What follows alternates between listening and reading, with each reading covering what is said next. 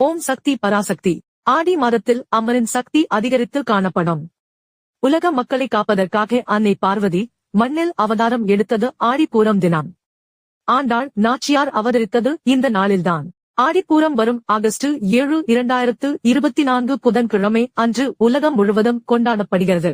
ஆடிப்பூரத்தன்று கர்ப்பமாக இருக்கும் பெண்ணிற்கு 7வது மாதத்தில் என்னென்ன சடங்குகள் செய்வார்களோ அது அத்தனையும் அம்மனுக்கு செய்து வளைகாப்பு நடத்தப்படுவது வழக்கம். திருமணம், குழந்தை பாக்கியத்திற்காக காத்திருப்பவர்கள் மற்றும் பெண்கள் சிறுமிகள் அனைவரும் ஆடிப்பூரத்தன்று அம்மனுக்கு வளையல், குங்குமம் வாங்கி கொடுத்து வேண்டிக் கொள்ளலாம். அன்று கோவிலில் வளைகாப்பு முடிந்தவுடன் பிரசாதமாக கொடுக்கப்படும் வளையலை பெண்கள் அணிந்து கொண்டால் வேண்டியது நிறைவேறும். பெண்கள் இதை மறக்காமல் செய்யுங்கள்.